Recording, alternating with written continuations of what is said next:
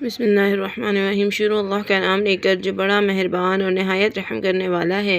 آج ربعواں سپارہ ہے، 14واں سپارہ اور تیسرا اربع ہم آسان اردو ترجمے کے ساتھ پڑھیں گے۔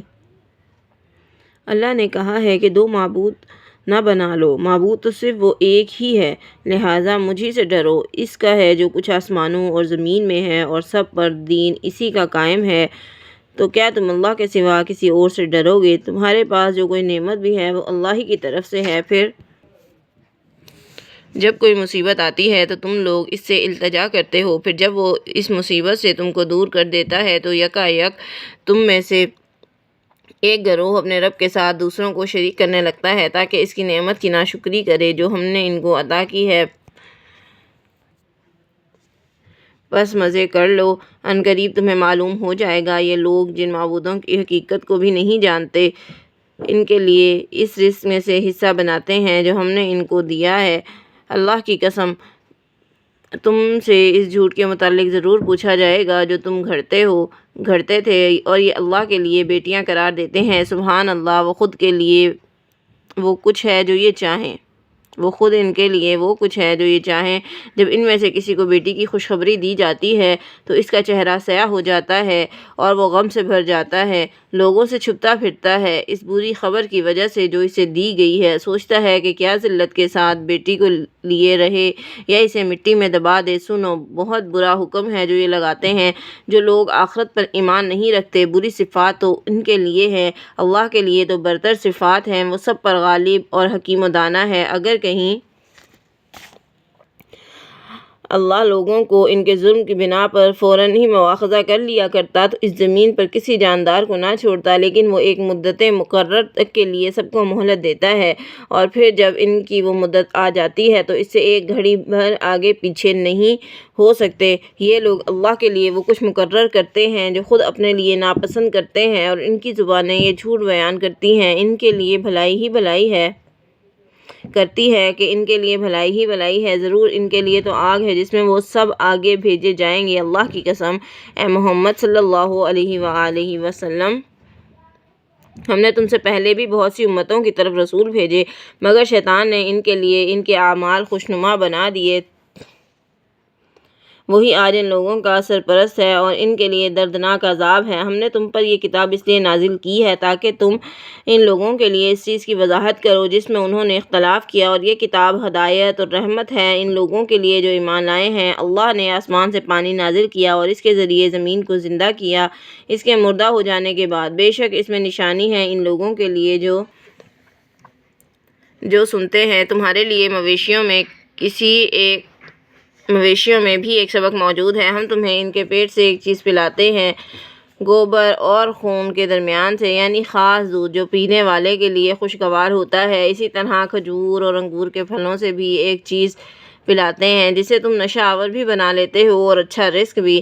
اس میں سے ان لوگوں کے لیے نشانی ہے جو عقل سے کام لیتے ہیں، اور تمہارے رب نے شہد کی مکھی کی طرف وحی کی کہ پہاڑوں اور درختوں میں اپنے گھر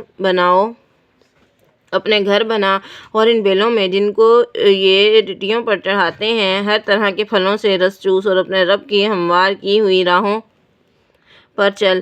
اس مکھی کے پیٹ میں ایک شربت نکلتا ہے جس کے مختلف رنگ ہوتے ہیں، اس میں لوگوں کے لیے شفا ہے، بے شک اس میں ایک نشانی ہے ان لوگوں کے لیے جو غور و فکر کرتے ہیں۔ اللہ نے تمہیں پیدا کیا، پھر وہی تمہیں موت دیتا ہے، اور تم میں سے کوئی ایسا بھی ہے جو بدترین عمر تک پہنچا دیا جاتا ہے تاکہ سب کچھ جان لینے کے بعد کچھ نہ جانے۔ بے شک اللہ قدرت والا ہے، علم والا ہے۔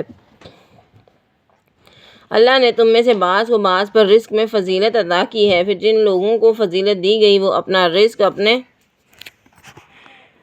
غلاموں کو پھیر دینے والے نہیں ہیں کہ وہ بھی ان میں سے ان کے برابر ہو جائیں، تو کیا ان کو اللہ ہی کا احسان ماننے سے انکار ہے؟ اور اللہ نے تمہارے لیے تمہاری ہم جنس بیویاں بنائی اور ان بیویوں سے تمہارے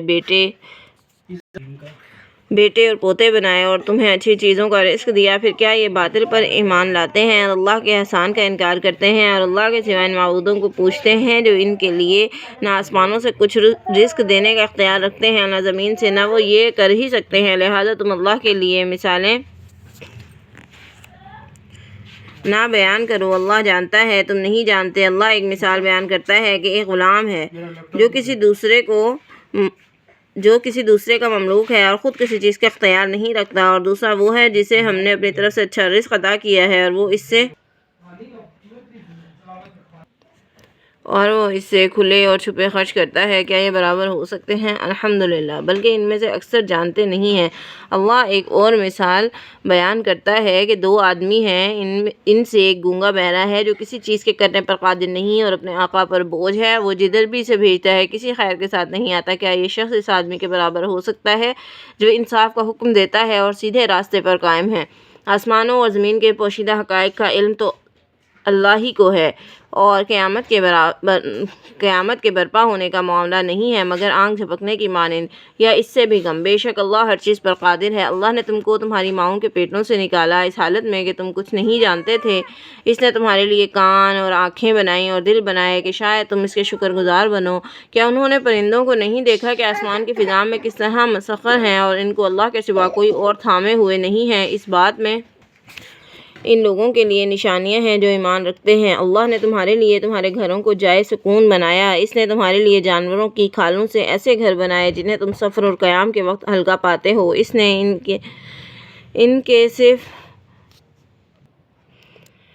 ان کے صوف اور اون اور بالوں سے تمہارے لیے پہننے کی چیزیں اور دوسرا سامان بنایا اور ایک مدت مقرر تک کے لیے۔ اور اللہ نے جن چیزوں کو پیدا کیا ہے تمہارے لیے ان کے سائے بنائے ہیں اور پہاڑوں میں تمہارے لیے پناہ گاہیں بنائی ہیں، اور تمہارے لیے ایسی پوشاکیں بنائی ہیں جو تمہیں گرمی سے بچاتی ہیں اور ایسی پوشاکیں بھی جو جنگ میں تمہیں بچاتی ہیں۔ اس طرح اللہ تم پر اپنے نعمت کی تکمیل کرتا ہے، شاید تم فرما بردار بنو۔ اب اگر یہ لوگ منہ موڑتے ہیں تو تمہارے ذمہ سے صاف صاف پہنچا دینا ہے، یہ اللہ کے احسان کو پہچانتے ہیں اور پھر اس کا انکار کرتے ہیں، اور اکثر ان میں سے کافر بنے ہوئے ہیں۔ اور جس دن ہم ہر امت سے ایک گواہ کھڑا کریں گے، پھر جن لوگوں نے کفر کیا تھا ان کو عذر پیش کرنے کی اجازت نہیں دی جائے گی اور نہ ان کو توبہ کے لیے کہا جائے گا۔ جن لوگوں نے ظلم کیا ہے جب وہ ایک دفعہ عذاب دیکھ لیں گے تو پھر ان کے عذاب میں کوئی تخفیف نہیں کی جائے گی اور نہ ان کو مہلت ہی دی جائے گی۔ اور جب وہ لوگ جنہوں نے دنیا میں شرک کیا تھا اپنے شریکوں کو دیکھیں گے تو کہیں گے کہ اے رب، یہی ہیں ہمارے وہ شریک جنہیں ہم تیرے علاوہ پکارا کرتے تھے۔ اس پر وہ معبود انہیں صاف جواب دیں گے کہ تم جھوٹے ہو۔ اس وقت یہ سب اللہ کے آگے سر اٹاتے خم کر دیں گے، اور جو جھوٹ وہ گھڑا کرتے تھے وہ سب ان کو بھول جائے گا۔ اور جب لوگوں نے کفر کیا اور اللہ کی راہ سے دوسروں کو روکا، ہم ان کے عذاب پر عذاب کا اضافہ کریں گے، اس لیے کہ وہ فساد برپا کیا کرتے تھے۔ اور جس دن ہم ہر امت میں انہی کے اندر سے ان کے خلاف ایک گواہ کھڑا کریں گے اور ان لوگوں پر گواہی دینے کے لیے ہم تمہیں بطور گواہ لائیں گے، اس لیے ہم نے یہ کتاب تم پر نازل کی ہے جو ہر چیز کی وضاحت کرنے والی ہے اور ہدایت اور رحمت اور بشارت ہے ان لوگوں کے لیے جو اطاعت گزار ہیں۔ صدق اللہ العظیم۔